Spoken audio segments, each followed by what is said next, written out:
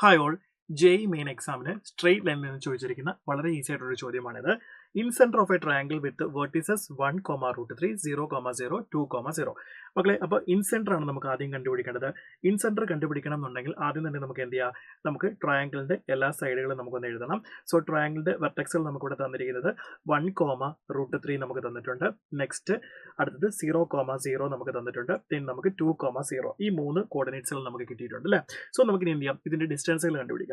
Distance നോക്കിയാൽ മക്കളെ, ഇതിന്റെ ഡിസ്റ്റൻസ് നിങ്ങൾ നോക്കിയാൽ 2 കിട്ടും, ഇവിടെ നിങ്ങൾക്ക് 2 കിട്ടും, ഇവിടെ നിങ്ങൾക്ക് 2 കിട്ടും. സോ അപ്പൊ നമുക്ക് മനസ്സിലായി ഈ ട്രയാങ്കിൾ ഒരു ഇക്വലാറ്റർ ട്രയാങ്കിൾ ആണ്. നമുക്കറിയാം ഇക്വലാറ്റർ ട്രയാങ്കിളിന്റെ incentre, circumcentre, orthocentre, centroid ഇതെല്ലാം എന്തായിരിക്കും, ഒരു ഒറ്റ പോയിന്റ് തന്നെയായിരിക്കും. സോ ഇവിടെ നമുക്ക് നേരെ എന്ത് കണ്ടുപിടിക്കാം, ഇൻ സെന്റർ കണ്ടുപിടിക്കുക എന്ന് പറഞ്ഞാൽ സെന്ററോഡ് കണ്ടുപിടിക്കുന്നതിനോട് ഈക്വൽ തന്നെയായിരിക്കും. സോ നമുക്ക് നേരെ എന്ത് ചെയ്യാം, സെന്ററോഡ് തന്നെ ഇവിടെ കണ്ടുപിടിച്ചാൽ മതി മക്കളെ.